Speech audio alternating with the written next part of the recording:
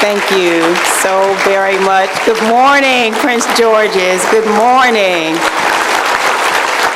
Thank you so much. I have to tell you, it's a wonderful morning. I've never seen David Iannucci as hyped as he is this morning, so I know we're in for a really, really amazing day. But good morning and welcome to the 2022 State of the Economy Breakfast. It gives me great pleasure to discuss the amazing progress that we're making to build our economy. You should know, you heard me say it before, that the decisions we are making recognize that the most important investments we make are not just in economic development, but human development. We're not just developing business for business's sake. If the county is healthy, we know that we're healthy too. These investments are not just things we read about in the newspaper. They're significant because we want Prince Georgians to thrive. Our county is at an unprecedented crossroads, one where the investments that we make in our community have tremendous value, and our ideas about our county, our vision, have the power to become real. What is this time of rising opportunity? It bears repeating. A healthy local economy requires a healthy community. To help our county grow, we have to make sure that we capture this time of rising opportunity for all Prince Georgians, no matter how much money they make, where they live, or what they look like. But what exactly is this time of rising opportunity? What does it look like? And why have we been moving so fast to secure that future now? A time of rising opportunity looks like new federal offices locating their headquarters here in our county, including efforts right now to ensure the FBI locates their new headquarters here. That's right. For this continued effort, we need to keep reminding decision makers at every level that we have the two best sites for this future facility by any objective measure, and that locating the FBI in Prince George's County will help balance the federal jobs in our region as a matter of equity. A time of rising opportunity looks like IonQ in College Park, the world's best capitalized quantum computing company right here in Prince George's County. IonQ is a leader in quantum computing, an advanced technology that holds promise to change and innovate numerous aspects of our economy and society. This technology allows leading scientists to help solve the world's most complex problems in chemistry, material simulation, logistics, medicine, national security, and beyond. IonQ is so well positioned that in just 1 year, they've seen a 300% spike in their revenue.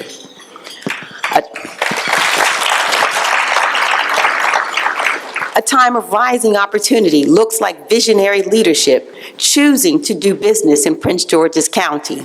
And I'd like to thank CEO of IonQ, Peter Chapman, who is represented here today by one of IonQ's co-founders, Chris Monroe. Chris Monroe, please stand and be recognized.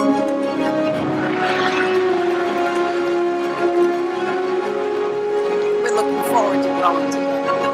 A time of rising opportunity looks like the new Prince George's County Technology Council, a local organization that supports technological efforts and creates the opportunity for connectivity because of the new influx of companies and startups focused on new and exciting technology. And a time of rising opportunity looks like our county recovering, hear me, between 90 and 95% of all the jobs lost during the recession. And we're on track. And now, did you hear this? We have recovered 90 to 95% of the jobs. I mean, that applause, come on now, that was just amazing. And I want you to know that we will recover 100% of the jobs by the end of this calendar year. Our county economy, you should know, is healthy and growing. Just before the pandemic began, Prince George's County led the state in job growth for 6 consecutive years. And I often ask myself, how do we capture this time of growth and opportunity in a way that maximizes our community's potential and maximizes the benefits for residents across our county? I'm reminded of a project from the early days of the Obama administration, a bet that the president made based on sound but untested economic reasoning. As early as 2008, President Obama began to work on incentives for clean energy production, like wind and solar, through projects like the investment tax credit for solar power and the production tax credit for wind energy. These policies helped bridge a gap. Solar power was not commercially viable on its own, and the amount of money required for research and development to make it make sense was too great a risk to take. At the beginning, many Americans dismissed this plan as frivolous spending. Too many people failed to see the logic.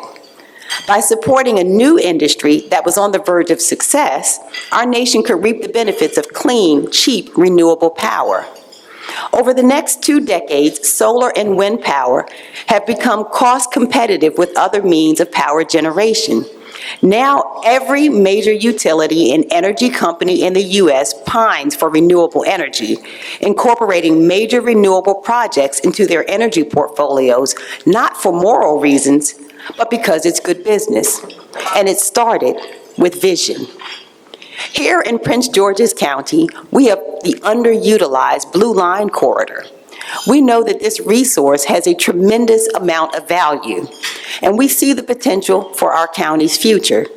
It all starts with vision. That's why we're investing heavily in this corridor, building street infrastructure, adding facilities, providing access to resources for interested development teams that will help us bring these transit sites to life. At Caroline, we're in the early stages of a $1 billion urban town center. The new Carrollton Urban Atlantic development is transforming 50 acres of what once was surface parking into a mixed-use, mixed-income employment center where Prince Georgians can live and work. And I want to thank the County Council for approving a pilot to make this possible.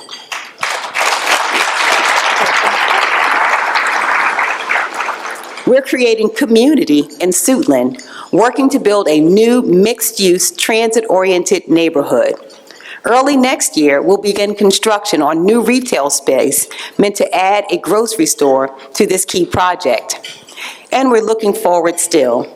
These important ongoing projects must be accompanied by further aggressive investment in our county, and with the steadfast belief that Prince George's County is the right place to grow at the right time. Now, if you were to go to the website of Trader Joe's right now, you would find listed among their coming stores a location noted as Trader Joe's College Park. That's right. Prince George's County will soon have its very own Trader Joe's in the Bozzuto project called Astor College Park, an amazing mixed-use, multifamily and retail complex now getting close to completion on the west side of Baltimore Avenue. I can hear Howard, and he's excited about it. We are all excited to have this new grocery option in Prince George's County. This has been a long time coming, and a tremendous amount of work was required to make this happen.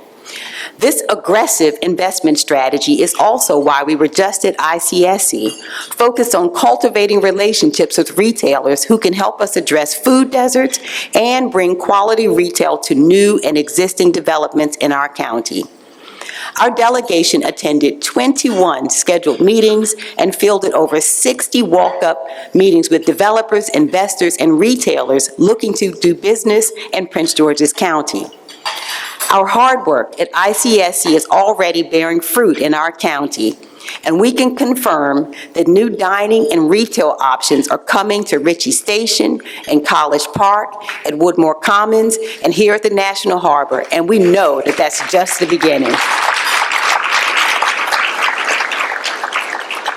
We have a vision of success for every Prince Georgian, a place where our residents live and work, a destination for people across the region, the nation, and the world. This enduring vision requires us to make enduring investments. Our time, our resources, and our lives rely and revolve around the continuing success of Prince George's County.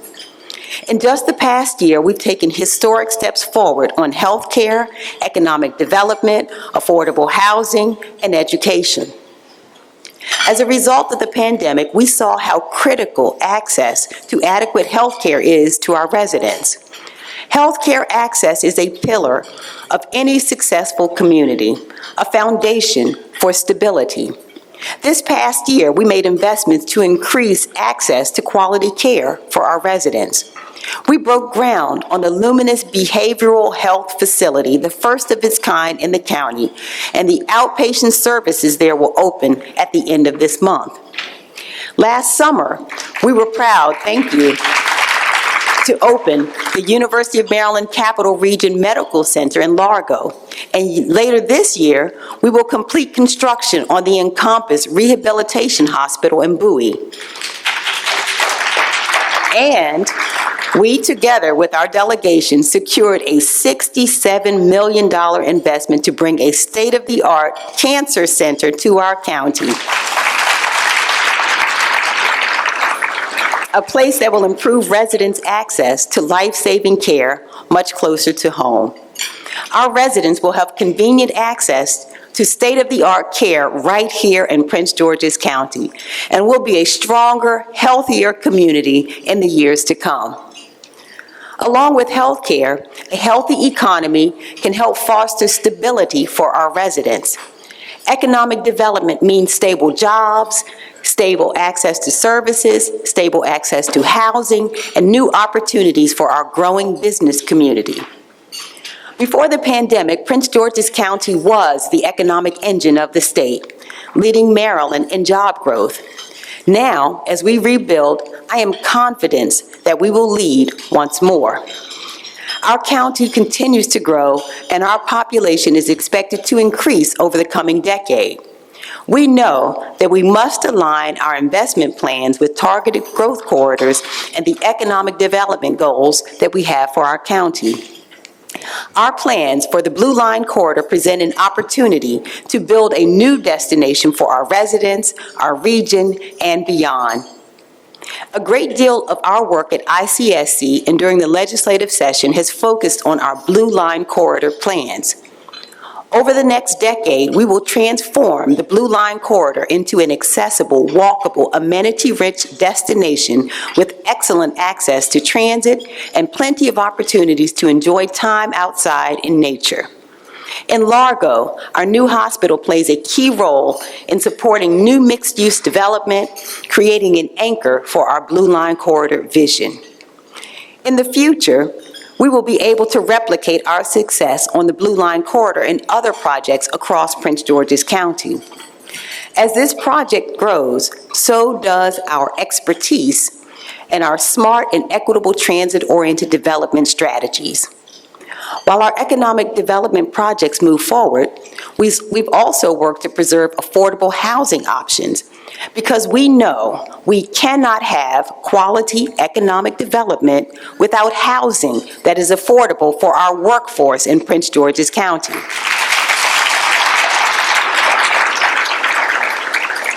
We are investing in tools that make housing more accessible in changing neighborhoods. This includes collaboration with housing advocates, nonprofit and philanthropic organizations, and development teams to deliver on our commitment to affordability. We have exercised the right of first refusal to preserve affordable units, allowing our county to protect affordability where the cost of housing are rising rapidly. This program, combined with our Housing Investment Trust Fund efforts, has already helped us preserve affordability at over 750 units in our county. We put $15 million additional dollars into this program, allowing us to assign the right to purchase multi-unit properties to mission-minded organizations and development teams who are helping to keep units affordable for our teachers, first responders, grocery store workers, and so many others who play key roles in the day-to-day success of Prince George's. And in this year's budget, we allocated $16 million to affordable housing programs to preserve and create more homes for our residents. Education is also a top priority. In addition to building 3 new schools through traditional financing, I want you to know that we are building 6 new schools in record time through our Alternative Construction Finance Program. Right now, Prince George's County's students attend the second oldest school facilities in Maryland, with almost half of them being built more than 60 years ago. Our ACF program is an example for others to follow. In fact, you should know that we were awarded the Social Infrastructure Project of the Year Award at the National P3 Awards in recognition of our innovative school construction model. That's because we are building new schools quickly and at a cost savings while creating thousands of jobs and generational wealth for local and minority-owned businesses. Education is the key to success for our children and our community. Our students deserve the best schools. Over the course of the COVID-19 pandemic, we learned so much about our community and about our ability to make an impact for the greater good. COVID-19 has had a lasting effect on our county, but even amid hardship and uncertainty, over 2 years into this pandemic, we've understood another benefit of our work for our residents. The investments that we've made in Prince Georgians have promoted their well-being and their welfare in a permanent way. We made sure the residents were taken care of during a time of increased food insecurity. We delivered over 4 million meals through Stand Up and Deliver to those in need and to our homebound seniors. This program, however, also preserved our local economy. Instead of having to shut down, our program helped by paying restaurants, which were able to keep their staff employed by cooking meals for Prince Georgians. Market Fresh, Deli Produce, Compare Foods, Honey Baked Ham, Sweet Tooth Bakery, MK Catering, Topolino's, and of course Sardi's and Henry Soul Cafe were all able to keep operating during an unprecedented time. And I'm joined today by some of their wonderful owners, Mario Miner, Maria Goris, Steve Thomas, Costa Dianopoulos, Phil Sardellis, and they're all here with us today. Can you please rise and be acknowledged?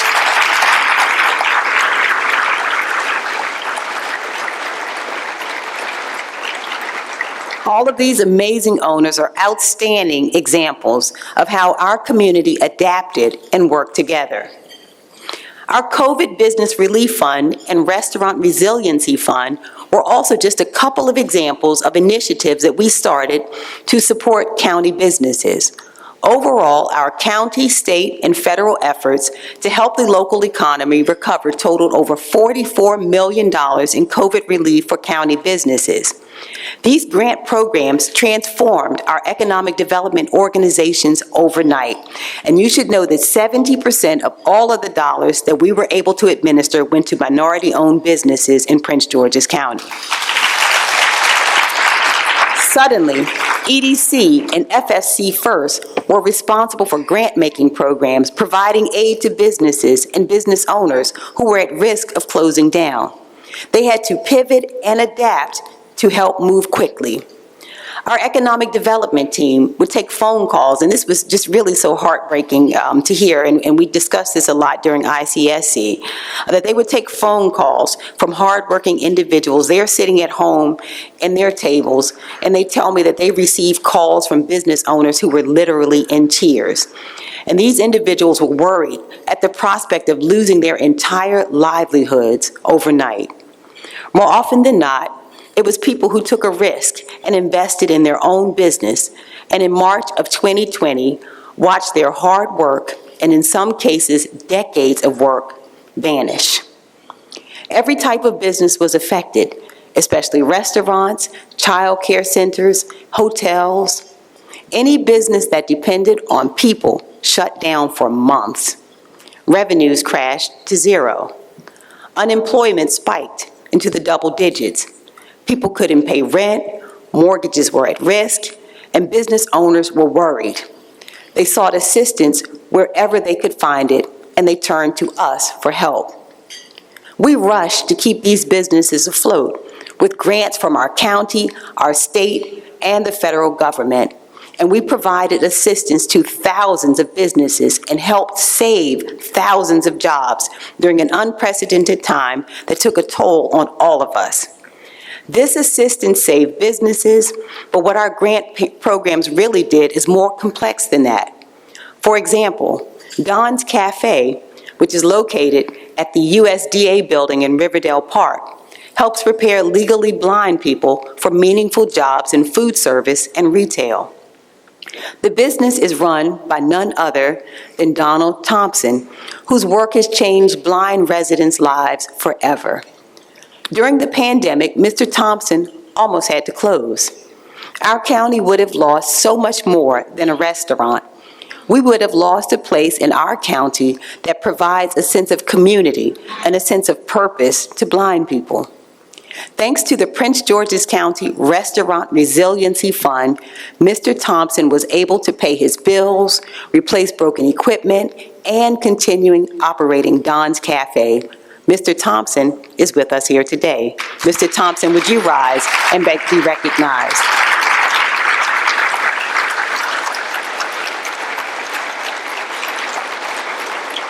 Today, the picture is much brighter.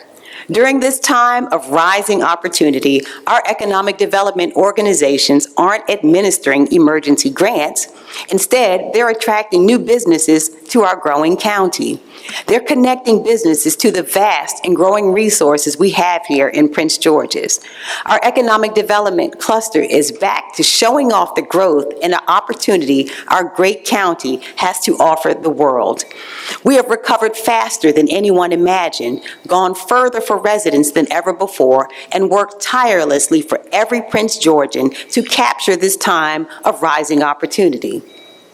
Our whole delegation went to the Maryland State House with this in mind as we worked to secure historic funding for economic development projects in our county. Overall, and you got to hear me on this, I am proud of the historic $2.5 billion that Team Prince George's brought home during this legislative session.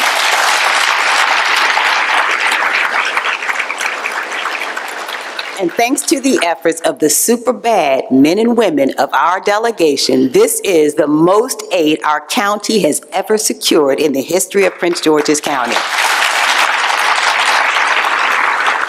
We secured $20 million in our capital budget for infrastructure investments, including a complete streets project that will make Southern Central Avenue walkable, bikeable, and pedestrian friendly. Yes. Howard likes it. We secured $4 million for a community amphitheater project, and this is my favorite. That was the final piece of the $20 million that the state allocated to help us make this project a reality.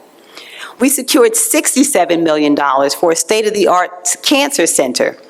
And we secured $400 million for the very first time through the Maryland Stadium Authority for projects in Prince George's County. These projects, and you got to hear me on this, these projects do not depend on the Washington Commanders.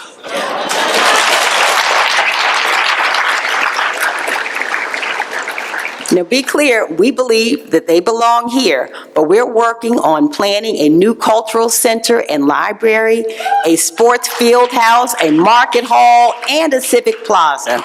And all of this is on top of the $17.6 million that we secured from the state last year, which we are investing in two important projects: the Arena Drive Complete Streets project, building streets that are all ready to develop between FedEx Field and Lotsford Road, and the FedEx Field micromobility, offering new mobile, flexible transit options along our Blue Line while improving pedestrian safety. These projects will help transform the Blue Line corridor, but they're just a part of our multi-million-dollar plans for the Blue Line corridor. The investments that we make do not depend on any one entity, and that's by design. And the state budget pre-authorizes $200 million total dollars for FY '24 and '25, okay, let's hear it again, that can be used to go into the area surrounding the new FBI headquarters. And my talking points generally say if, but I'm going to say when they ultimately choose to locate in Prince George's County. These projects, taken together, represent an important role of government. With our investments in infrastructure, we create space for private investments that meet the needs of residents. I am proud to address this group of business leaders. First and foremost, I'm grateful to all of you for developing your vision here in Prince George's County. Everyone who chooses to conduct business here chooses to be an important part of this community. Our county government recognizes the important role our local economy plays in the well-being of our residents. An important role of government is to promote positive investment and to recognize that the goals of our people sometimes need public support before they can flourish on their own. That's a key lesson that we learned in the early stages of our Blue Line corridor transformation. The highest and best use of our resources is to sow the seeds for new development, new homes, and new opportunities along the Blue Line corridor. This means more complete streets projects, more utilities, more public infrastructure to support businesses and home builders' aspirations to create great places to work, great places to visit, and great places to live in Prince George's County. We are living through a time of rising opportunity. Together, we are creating something wonderful and something enduring here. I'm grateful to have this community engaged. Together, we are giving life to a vision of success for all of our residents. Thank you so much for being here today. Thank you to the Business Roundtable. Thank you to Jim Estep, the Economic Development Corporation, and all of you for being present. The best truly is yet to come. Thank you so much.